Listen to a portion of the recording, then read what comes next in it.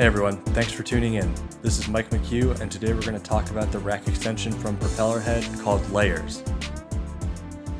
Layers was released by Propellerhead in conjunction with Pink Noise Studio in September of 2017. It is essentially a 4-layered sample player that is based off of the refill by Pink Noise Studio called Analog Monsters 3. And I'll have both that and the link in Propellerhead's shop to the device in the description below. So now let's take a look at Layers itself. I have an initialized patch set up here to give you an idea of what we can do with this sampler. At the heart of Layers are these 4 boxes right in the middle, and then this larger box below it. Each of these 4 boxes represents one of the 4 layers that you can select and manipulate. And you can change the different layers by hitting these arrows next to the text, or you can click on the text itself and use the arrows at the top and bottom or the directional keypad on your keyboard to scroll through them. There are 10 different analog classic synthesizers that were sampled in order to create these samples, and there are 60 or 70 different choices, which creates a huge number of possibilities when creating new sounds. So the layers are labeled A, B, C, and D, and each one has its own set of parameters that can be manipulated independently of each other, and also an independent programmer for further control. So moving from left to right, each layer has a mute button, which of course just mutes that individual layer, a 7-range octave knob, which goes from -3 to 3 and is default set on 0. And then we have the actual filter, which is controlled by the filter envelope down in the programmer. But we have a few different filter types default set on low pass 12, but you also have 6, 18, and 24. And it also has a band pass and high pass filter. And for controls for that filter, we have the standard resonance amount knob, the cutoff frequency, and then the envelope amount, which determines how much this envelope will affect this filter. And then we have an effects section. We have distortion on and off and amount. We have a flanger on and off. We have a delay and reverb amount, and we have a pan knob. And of course, we also have the standard ADSR on any synthesizer or sampler, and an overall volume knob for each layer as well. So each layer also has its own programmer, which gives greater control over those parameters. You can access each layer's programmer by either clicking on the edit button on the left here, or selecting the appropriate layer in the programmer itself. So within the programmer, we have pitch, which comes with standard semitone and fine tuning, along with LFO1 and LFO2 knobs, which determine the amount that each LFO is sent to the pitch. We also have a sample start knob, which determines where in each sample will the playback begin. And then we also have a trigger delay and trigger delay time, which determines how long after a note on message will the sample actually begin to play. So in the filter section, we first have a filter envelope with the standard ADSR controls. We have a low cut knob, which is essentially just a high pass filter. And then we have keyboard tracking, which determines how much the MIDI note number will change or modulate the center or cutoff frequency of the filter. And then velocity knob, which does the same thing but with velocity of that MIDI note. We also have LFO1 and LFO2 controls to determine the amount that each LFO can be sent to the filter, which will determine the cutoff frequency also. And then we also have a wheel knob, which determines how much the mod wheel will modulate that cutoff frequency or center frequency. So for the effects section, we first have distortion, which has 3 different flavors, default set on drive, and then scream, and then fuzz. For the flanger, we have 4 different controls. First, we have rate, and then we have manual, which is essentially the center frequency of the sweep. We have feedback and intensity. Next, we have pan, and the only controls for pan are the same velocity knob as over in the filter, which essentially will modulate the pan of each layer depending on the MIDI note velocity that is being sent. And then you can also modulate that pan with LFO1 and LFO2 in different amounts. For the amp, we have another velocity modulation, which determines how much the amplitude will be modulated by the velocity of each note. We have a velocity curve, which can be logarithmic, linear, or exponential. And that can also be modulated by the 2 LFOs or the mod wheel with this knob here. Layers comes equipped with 2 LFOs, and LFO 1 is actually within the programmer, so it can be manipulated independently across each layer like any of these other parameters. First, we have a waveform selector, and you can use the arrows, or you can click and drag to find your waveform. And it has standard waveforms and also random waveforms. And that method of selecting can actually be used with any of these boxes with arrows. You can just click and drag to make a selection. Back to the LFO. Next, we have a delay, which will introduce a delay before the LFO starts modulating when a new note is pressed.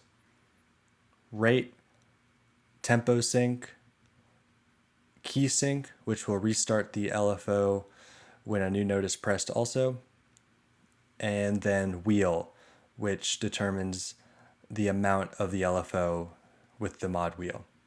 We also have a global LFO, which is LFO2 over on the left here, and same thing, we have a waveform selector, rate, which can be controlled with tempo sync, and then wheel. We also have 3 global effects here, 2 of which are controlled right here, as mentioned earlier, these delay and reverb knobs. We have delay here, which can be synced to the tempo or free tempo, feedback, and ping pong. For reverb, we have pre-delay, decay time, low cut, and damp. And for the compressor, we just have amount. And each of those can be turned on and off with these little lights here. And as I alluded to, the delay and reverb can be used in different amounts on each layer, while the compressor is just an overall compressor. Of course, we also have the standard pitch range, which will determine how many semitones the pitch wheel will bend. And then we also have different modes. So we have poly, 4 mono, and of course we also have the patch selector and the master volume up here. So the last thing on the front of this extension is the sequencer, which can be turned on by using this light next to the words trig seq. And within that, you can turn on each individual layer's sequencer by clicking on the corresponding A, B, C, or D, and you'll notice that it turns on and gets darker. So here we can start adding in steps that each layer will play. And we can change the steps amount by clicking and dragging the number here, and you'll notice that that bar also is going down, and that can be controlled independently for each layer. At the bottom here, we have global controls for this step sequencer, which is the mode, run, or step. Run will just run it continuously as a note is pressed down. Step will go to the next step of the sequencer every time a new note is played. We have note length, which can be 20, 40, 60, or 99. And then we also have the rate that the sequencer runs at. So you can get some pretty cool effects with this, especially when you start doing different sounds and parameters for each one.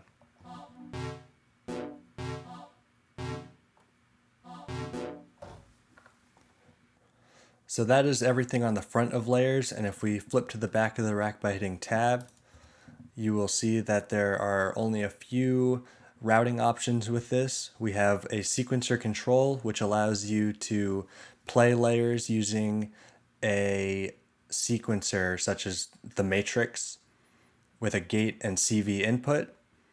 And then we have 4 outputs for each of the 4 layers on the front here.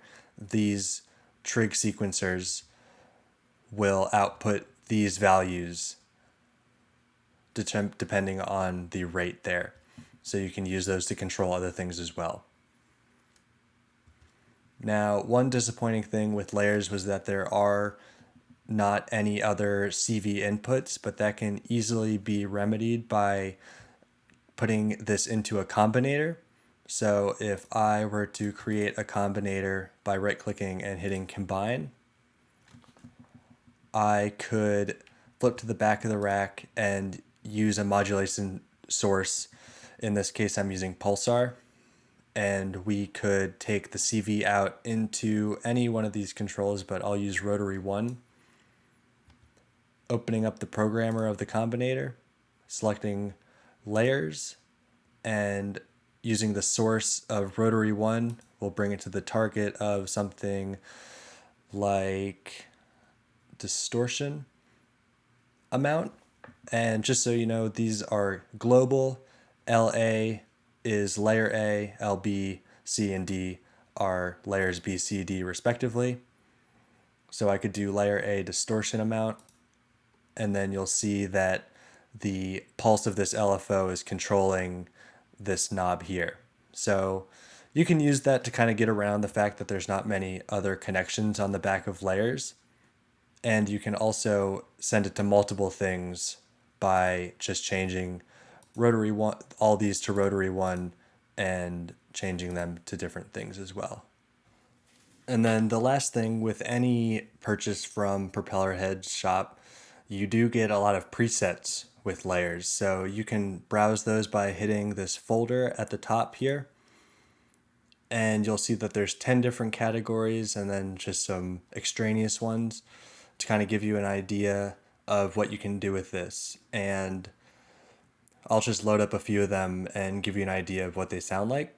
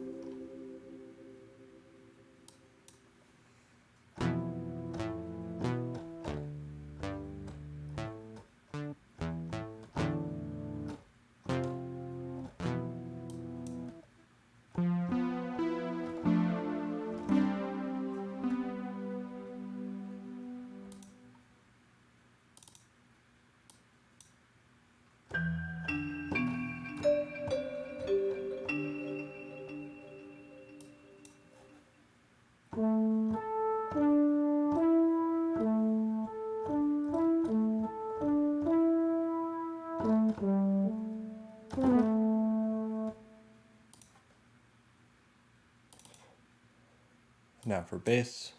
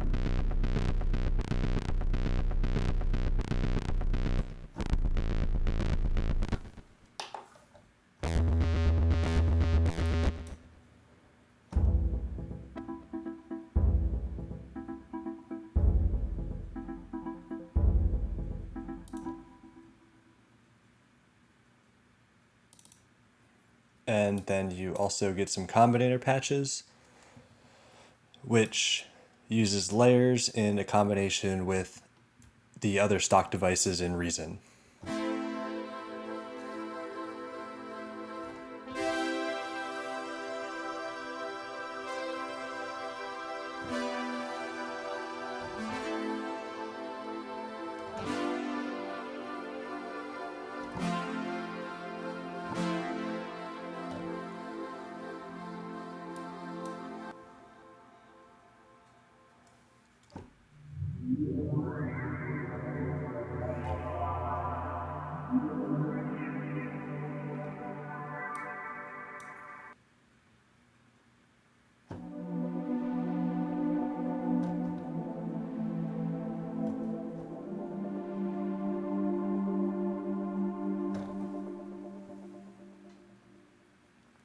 Overall, I think that this sounds really good.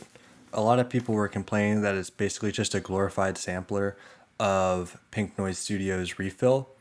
And to an extent, I understand that, but I do think that this offers enough of its own versatility and control, along with the huge amount of presets that you get, to justify this. It does have the sequencer. You have essentially unlimited amount of combinations with these, and it is also really good for quick creative ideas because you can easily come to new sounds that you would have never thought of when you were designing. So overall, I would recommend this.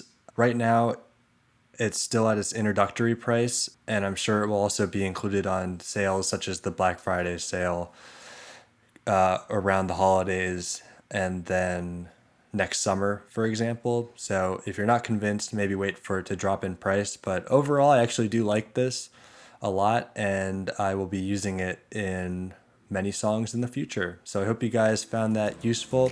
If you have any questions, please feel free to leave any comments or those questions below, and I'll be sure to get back to you.